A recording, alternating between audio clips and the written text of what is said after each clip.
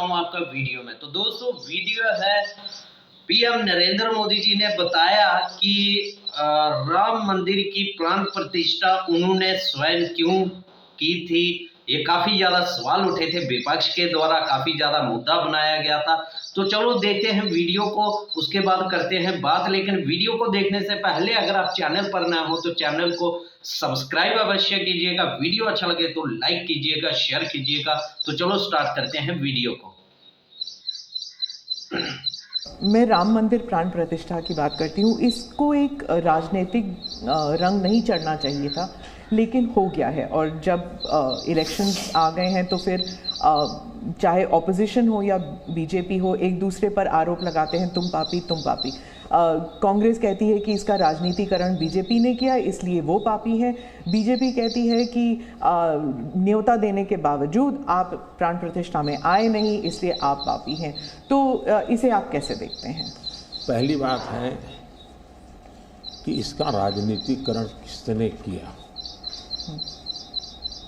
और इसको आज की घटनाओं से मत, जब हमारा जन्म भी नहीं हुआ था, तब से हमारी पार्टी पैदा भी नहीं हुई थी, उस समय अदालत में ये मामला निपटाया जा सकता था, समस्या का समाधान हो सकता था। भारत विभाजन हुआ तो विभाजन के समय ये तय कर सकते थे, चलो भाई इतनी इतनी चीज़ें ऐसा कर लो, वो नहीं किया गया। क्यों?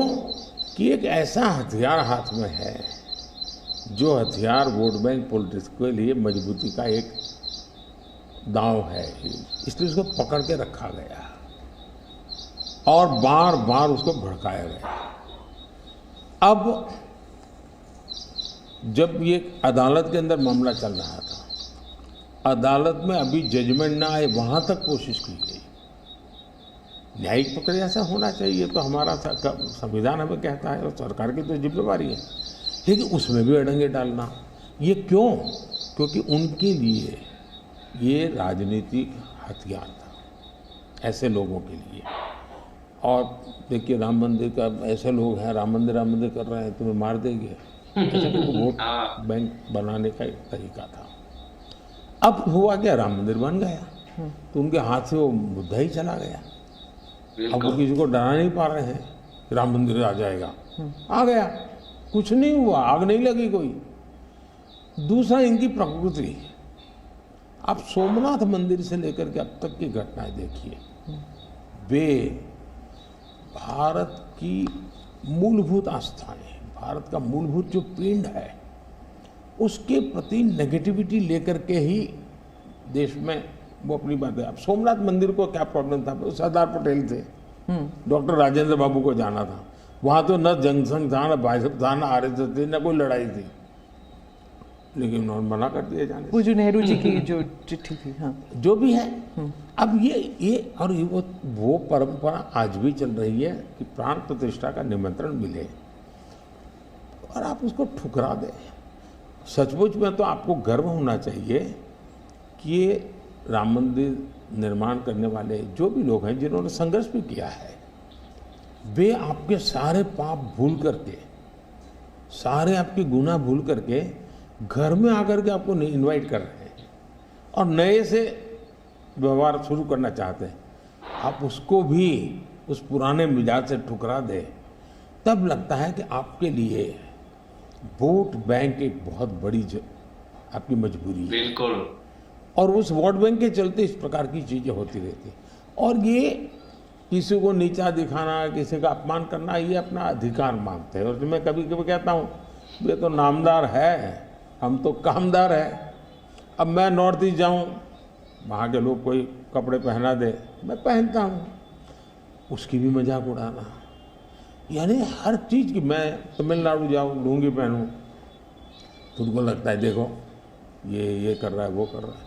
मैं हैरान हूँ जी, इतनी नफरत लोकतंत्र में नहीं होती है, नहीं होनी चाहिए। देखिए हमारे लिए, मैं मानता हूँ ये न राजनीति का विषय हम लोगों के लिए है, न होना चाहिए और न कभी होगा। हमारे लिए एक जबरदस्त आस्था का विषय है जी। और ये कोई प्रभु राम का संबंध कोई मेरे कारखाने में नहीं आया जी, हजारों साल से, और दुनिया के अनेक देशों में है।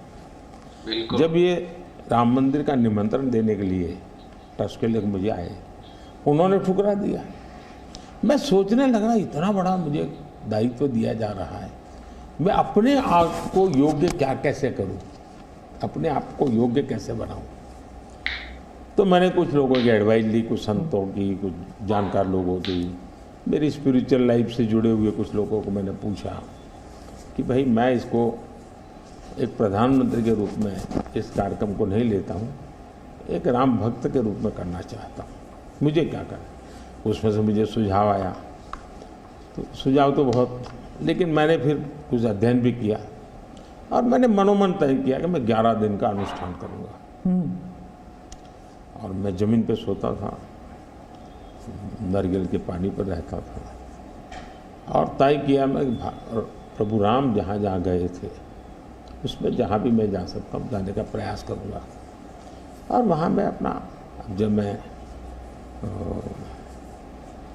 श्रीरंगम मंदिर में गया, दक्षिण भारत में, हाँ, दक्षिण भारत में, और कंब रामायण का मैंने पाठ किया वहाँ, तब मुझे वहाँ के लोगों ने बताया कि साहब 800 साल पहले जब कंब रामायण की रचना हुई तो पहला पाठ इसी जगह पे हुआ।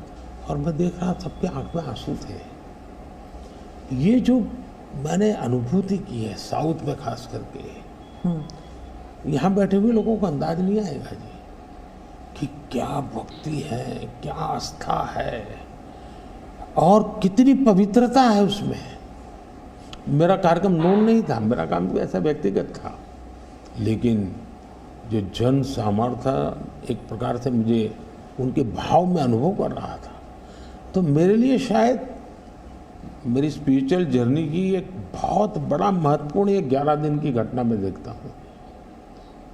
मैं और राम मंदिर प्राण प्रतिष्ठा को मैंने बहुत गंभीर लिया था जी। मैंने एक इवेंट के रूप में नहीं लिया था जी, मेरे लिए वो इवेंट नहीं था। वो एक स्पिरिचुअल मूवमेंट था आपके लिए।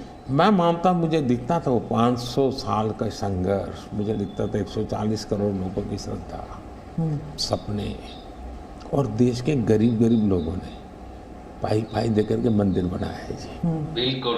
ये मंदिर 3 चीज़ें मैं देखता हूँ। एक, 500 साल का अविरत अखंड एक निष्ठ संघर्ष, लाखों लोगों का एक काम के लिए बलिदान। दूसरा, लंबी न्यायिक प्रक्रिया,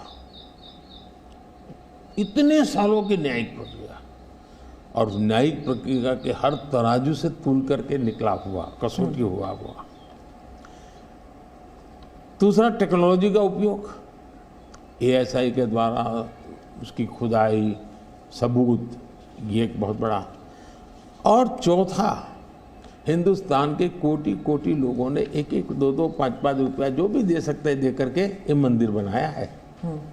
ये मंदिर सरकारी खजाने से नहीं बना है। बिल्कुल।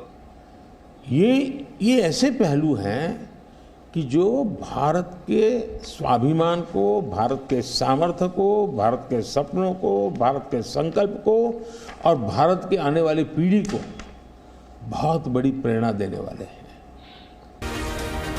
तो दोस्तों ये थी वीडियो यार, बहुत ही कमाल की वीडियो थी। जिस तरह से नरेंद्र मोदी जी ने पूरी बातें बताई, बहुत ही जबरदस्त भाई। मुझे और दिल कर रहा था और आगे आगे होती वीडियो, तो भाई कमाल की बातें बताई उन्होंने।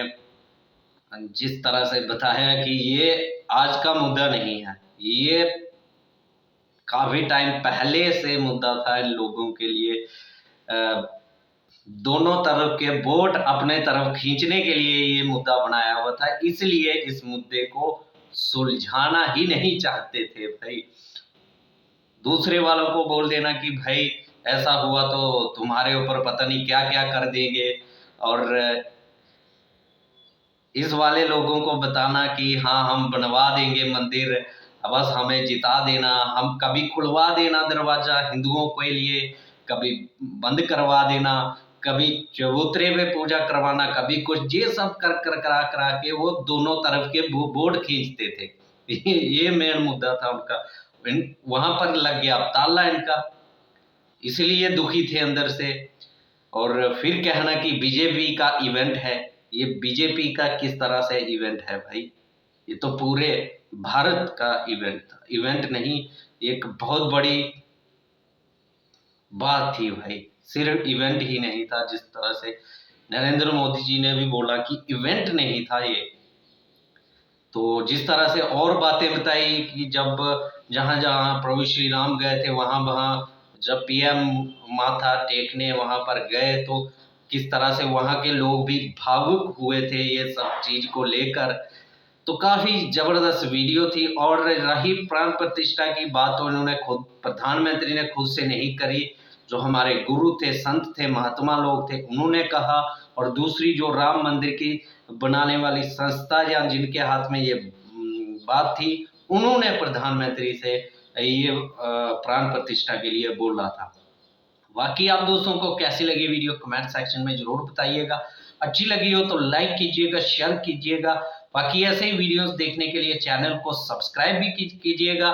मैं मिलूंगा नेक्स्ट वीडियो में, तब तक के लिए राम राम।